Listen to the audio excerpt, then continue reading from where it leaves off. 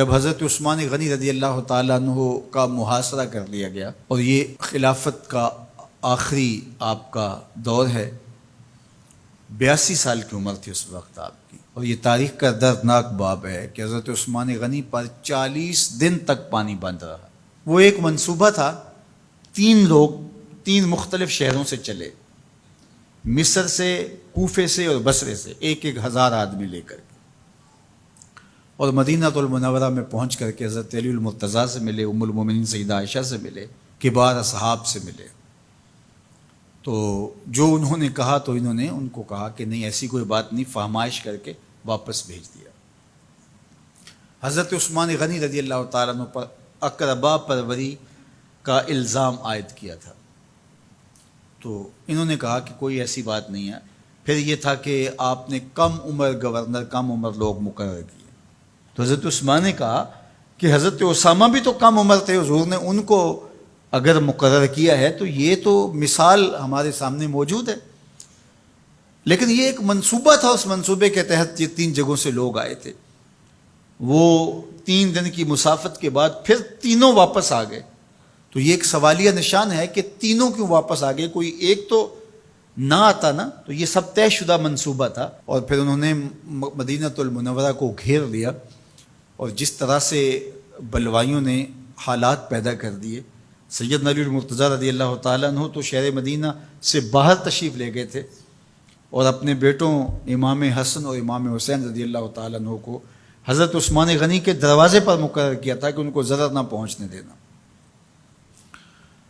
اب 700 صحابہ اجازت طلب کر رہے ہیں کہ آپ ان بلوائیوں سے نپٹنے کا میں جو ہے وہ اجازت نامہ مرحمت کریں، اور بہت سارے لوگ تو حج پہ جا چکے ہیں۔ 18 ذی الحج کا واقعہ ہے جب آپ کی شہادت ہوتی ہے، تو وہ حج پہ جا چکے ہیں، تو جو یہاں موجود ہیں وہ اجازت طلب کر رہے ہیں، لیکن حضرت عثمان غنی رضی اللہ تعالیٰ عنہ نے کہا کہ نہیں، میں ایسی اجازت نہیں دوں گا۔ رسول اللہ صلی اللہ علیہ وسلم کا حرم شہر مدینہ لوگوں کے خون سے لالازار ہو، یہ میں اس کو گوارا نہیں کرتا۔ افواج موجود ہیں، اور دنیا کی تاریخ میں آپ کو ایسا نہیں ملے گا کہ اتنی بڑی حکومت کسی کے پاس ہو اور وہ خود گھیر لیا جائے، اس کا پانی بھی بند ہو جائے، اور وہ حکم دے کہ نہیں، میرے لیے آپ ایک قطرہ بھی خون نہیں بہائیں گے۔ بلکہ آپ کے غلاموں نے جب تلواریں اٹھا لی تو آپ نے فرمایا کہ میرا حکم ہے کہ تم تلواریں نیچے رکھو، بلکہ میں تمہیں یہ آفر دیتا ہوں کہ جو غلام لڑے گا نہیں اور یہ میرے سے عہد کرتا ہے وہ آزاد ہے۔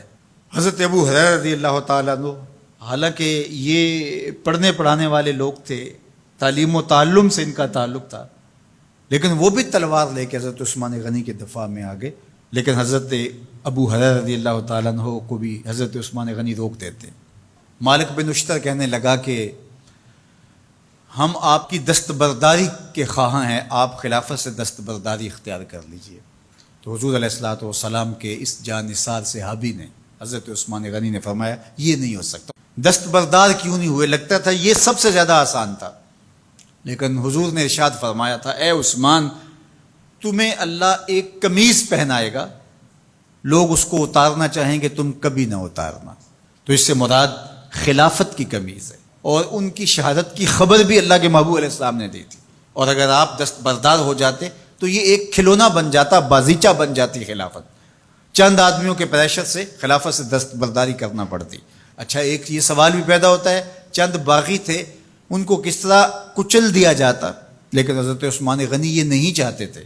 ایک تو یہ کہ مدینے کی حرمت پامال نہ ہو، اور دوسرا پورے عالم اسلام کو آگ لگانے کا جو منصوبہ تھا، 3 مختلف شہروں سے 1,000 آدمی لایا گیا ایک منصوبے کے تحت، اور انہیں لاشیں چاہیے تھیں، اور جو ان کے پیچھے کام کر رہے تھے نادیدہ ہاتھ، ان کا منصوبہ یہ تھا کہ یہاں سے مختلف سمتوں میں، یہ تینوں شہر مختلف سمتوں میں تھے، تینوں سمتوں میں جب لاشیں جائیں گی تو پورے عالم اسلام کو ہم جو ہے وہ خانہ جنگی کی آگ میں دھکیل سکیں گے۔ تو حضرت عثمان غنی ان سازشوں سے آگاہ تھے، تو سب سے اہون اور آسان یہ تھا کہ قربانی پیش کر دی جائے، اور پھر انہوں نے سن بھی رکھا تھا کہ 2 شہید ہیں، شہید تو انہوں نے بہرحال ہونا ہے، تو لہٰذا میں خلافت سے دستبردار بھی نہیں ہوں گا، اور شہر مدینہ کی حرمت بھی پامال نہیں ہونے دوں گا۔ اور تیسری بات یہ ہے کہ میں خود مظلوم شہید کر دیا جاؤں، تو وہ آپ نے یہ گوارا کر لیا۔ تو 18 ذوالحج تھا، جمعے کا ہی دن تھا، اور حضرت عثمان غنی رضی اللہ تعالیٰ عنہ روزے سے تھے، عصر کا وقت تھا، قرآن مجید کی تلاوت کر رہے تھے۔ حضرت امام حسن، امام حسین اور حضرت عبداللہ بن زبیر اور دیگر لوگ آپ کے دروازے پہ پہرا دے رہے تھے، لیکن باغی پچھلے گھر سے دیوار پھلانگ کے آپ کے گھر میں داخل ہوئے اور تلوار سے وار کیا۔ آپ کی زوجہ حضرت نائلہ آگے بڑھی اور ہاتھ سے روکنا چاہا، آپ کی انگلیاں کٹ گئیں۔ پھر دوسرا وار کیا تو حضرت عثمان غنی رضی اللہ تعالیٰ عنہ کا دایاں ہاتھ کٹ کے گر گیا۔ حضرت عثمان غنی رضی اللہ تعالیٰ عنہ نے افسوس کیا اور کہا کہ تم نے وہ ہاتھ کاٹ دیا جس سے میں وحی کی کتابت کیا کرتا تھا۔ پھر اس کے بعد آپ پر 9 وار کیے گئے اور آپ کو شہید کر دیا گیا، اور آپ کا خون قرآن مجید پڑھتے ہوئے اس آیت پہ گرا، فَسَيَكْفِيكَهُمُ اللَّهُ وَهُوَ السَّمِيعُ الْعَلِيمُ۔ تو حضرت عثمان غنی رضی اللہ تعالیٰ عنہ مظلوم شہید کیے گئے، بھوکے اور پیاسے شہید کیے گئے، ظلماً شہید کیے گئے۔ حضرت عبداللہ بن عمر رضی اللہ تعالیٰ عنہ فرماتے ہیں کہ حضور فتنوں کا ذکر کر رہے تھے کہ فتنے ہوں گے، بہت بڑے فتنے ہوں گے۔ تو ایک شخص نے چادر اوڑھی ہوئی تھی اور وہ مجلس واعظ کے قریب سے گزرا جہاں حضور کچھ ارشاد فرما رہے تھے، تو آقا کریم نے اشارہ کر کے کہا اس دن یہ شخص حق پہ ہوگا۔ عبداللہ بن عمر کہتے ہیں کہ میں اٹھا اور جا کے دیکھا تو وہ حضرت عثمان تھے۔ تو میں نے حضرت عثمان کے چہرے کو پکڑ کے تھوڑا سا حضور کی جانب کیا اور میں نے کہا حاذا، حضور یہ؟ اللہ کے محبوب فرمایا ہاں یہی، جب فتنے ہوں گے تو فرمایا یہ حق پہ ہوگا۔ تو حضرت عثمان غنی رضی اللہ تعالیٰ عنہ حق کی راہوں کے مسافر، جنہیں حضور کی زبان سے شہید کہا گیا، اور شہید کسی کا انجام ہوتا ہے، تو حضور نے فرمایا یہ شہید ہوگا۔ شہید وہی ہوتا ہے جو بحالت ایمان اس دنیا سے راہ خدا میں اپنی جان قربان کرے۔ فرمایا فَإِنَّمَا عَلَيْكَ نَبِيٌّ وَصِدِّيقٌ وَشَهِيدَانِ، اے پہاڑ رک جا، تو جانتا نہیں تیرے اوپر اللہ کا ایک نبی ہے، ایک صدیق ہے اور 2 شہید ہیں۔ تو حضرت عثمان غنی رضی اللہ تعالیٰ عنہ عظمتوں کے مینار، اللہ اکبر۔ تو یہ حضرت عثمان غنی رضی اللہ تعالیٰ عنہ کا یہ کارنامہ تھا کہ آپ نے اپنی جان پیش کر کے امت کو جو ہے وہ فتنوں سے محفوظ کر لیا اور امت کو بچا لیا۔ حضرت عثمان غنی رضی اللہ تعالیٰ عنہ پہ کروڑوں رحمتیں، کروڑوں سلام۔ ہم آپ کی عظمت کو سلام پیش کرتے ہیں، عقیدتوں کا خراج پیش کرتے ہیں۔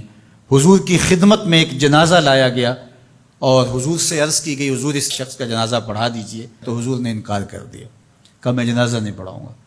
تو صحابہ نے عرض کیا یا رسول اللہ، کبھی ماضی میں ایسا نہیں ہوا، جب بھی کوئی جنازہ لایا جاتا ہے تو آپ جنازہ پڑھا دیتے ہیں اور آپ نے آج انکار کر دیا ہے۔